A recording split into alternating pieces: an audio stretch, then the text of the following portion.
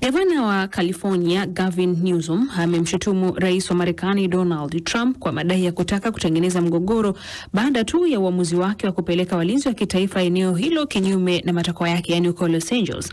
Maandamano yamezidi kupamba moto kwa siku ya tatu hii leo, ambapo waandamanaji wanaopinga sera ya uhamiaji ya rais Donald Trump wamekabiliana na maafisa wa usalama. Taarifa zaidi inaripotiwa hapa na Victor Kenani. Maandamano na makabiliano kuhusu sera ya uhamiaji ya Trump yameendelea, lakini gavana wa California Gavin Newsom amewataka waandamanaji kutoingia kwa kile alichokitaja kuwa ni mtego. Ametoa wito kwa maandamano yote kuwa ya amani. Amesema kuwa hatua ya rais Trump haisaidii hali ilivyo, bali inafanya hali hiyo kuwa mbaya zaidi. Where's your decency, Mr. President? Stop. Bwana Rais, nakusihi usifanye hivi. Unachukua hatua ambayo ni kinyume na sheria ya katiba yetu. Nilisema na nasema tena, ni jambo lisilokubalika. Unasema ni hatua unachukua kudhibiti hali, lakini sivyo, unahatarisha maisha ya watu. Ni jambo linalotaka suluhu muafaka. Ni wakati wako sasa wa kuwa amiri jeshi mkuu wa Marekani.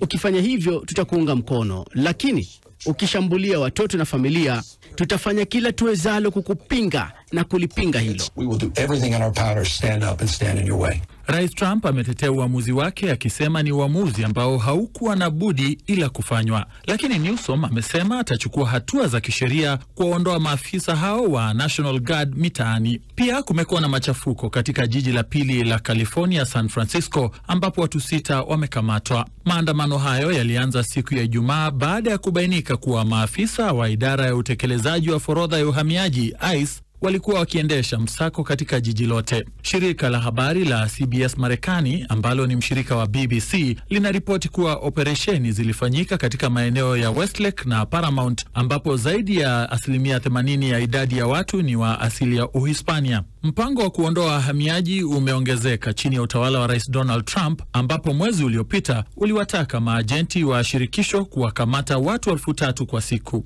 ICE baadaye iliambia CBS kwamba wahamiaji haramu 44 walikamatwa katika operesheni moja kwenye eneo walilokuwa wakifanya kazi siku ya Ijumaa. Maandamano yaliendelea hadi Jumamosi na kumfanya Rais Donald Trump kuwapeleka wanajeshi 2,000 wa kikosi maarufu cha National Guard katika eneo la Los Angeles, hatua ambayo imelaaniwa vikali na gavana wa California Gavin Newsom na meya wa Los Angeles Karen Bass. Hivi ndivyo hali ilivyokuwa usiku wa kuamkia leo.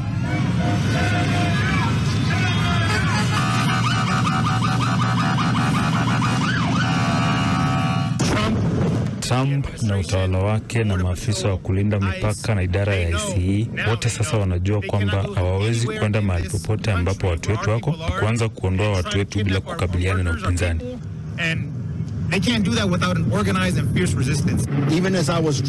Nilipokuwa nikija hapa nimepata habari wadogo wangu wanataka ulinzi. Maafisa wanashambuliwa kwa mawe na chupa. Hiyo haikubaliki kabisa. That is 100% unacceptable. We're just here living, working.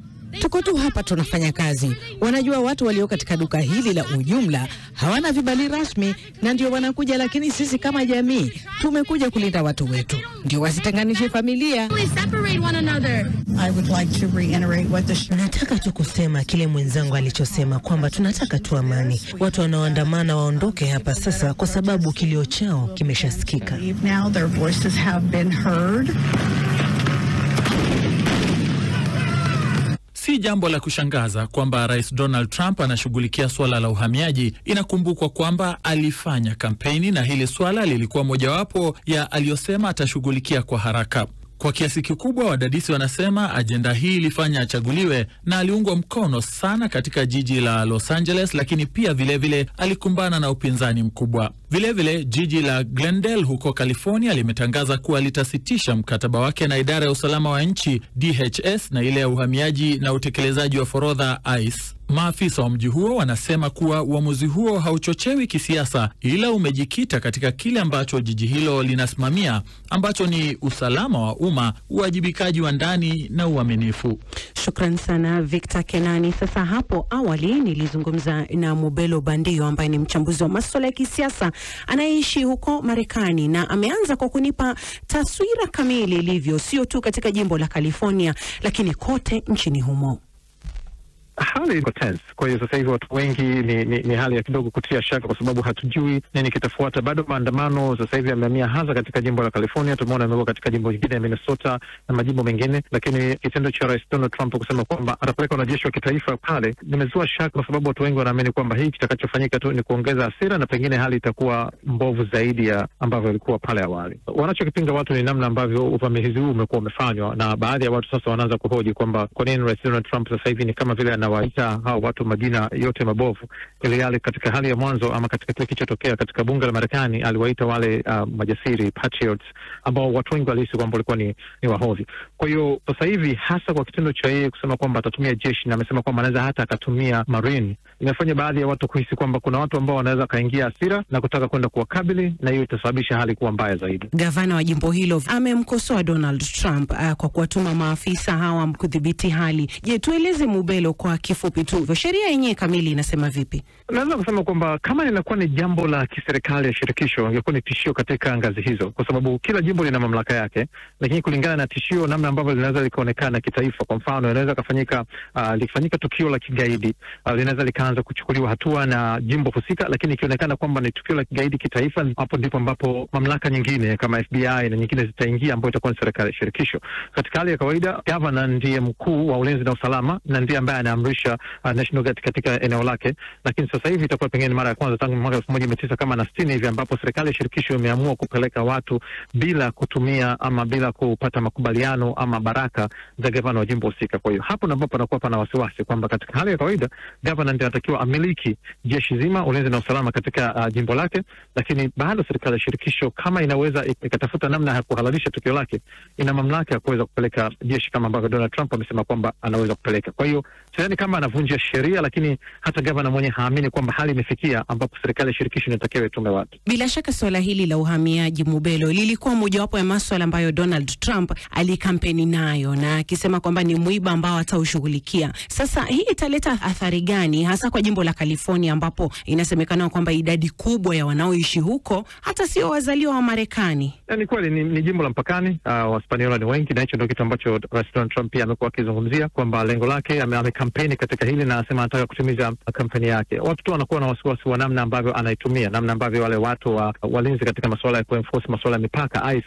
wanaaminika kutokuwa sehemu ya jeshi, lakini wanafanya harakati kama vile ni watu wa jeshi, wanakuja wakiwa wamejifunika na vitu vingine. Haiko sana swala kwenye nini kinafanyika, nafikiri ipo zaidi kwenye vipi swala hilo linafanyika, na ndio hapo kidogo kunakuwa kuna ubishani hata katika namna ambavyo kuna haki za watu wanafikiri kwamba zinastahili kuwa wanapewa haki zao, wengine wanaishi kwamba zinavunjwa haki zao. Kwa hiyo kinachofanyika sidhani kama ni shida kama ambavyo kinavyofanyika katika jimbo la California. Je, zile habari za serikali ya Marekani kuwapa wahamiaji $1,000 na tikiti ili wajiondoe Marekani, nalo vipi? Limefua dafu swala hilo, linaendelea vipi? Nina wasiwasi na hilo, kwa sababu kama mtu anahisi kwamba anaweza akajificha katika nchi na anaweza akatengeneza $1,000 kwa wiki moja, kwa nini niondoke niende niache pesa yote hiyo, hasa kama ninarudi sehemu ambayo ama sina uhakika kuweza kuipata, ama pengine nilikimbia swala zima la amani, wengine wamekuja kwa sababu ya kuja kutafuta maisha mazuri. Unaponipa $1,000 ambayo mtu anaamini kwamba angeweza kuitengeneza ndani ya juma moja au ndani ya majuma mawili, kwa nini $1,000 hiyo ambayo pia sina uhakika nayo nichukue alafu niondoke moja kwa moja? Kwa hiyo nafikiri hiki ni kiwango ambacho baadhi ya watu wamekiangalia kulingana na namna ambavyo wanaweza kutengeneza pesa, tena nyingine kutengeneza pesa za tunasema chini ya meza ambazo ni cash.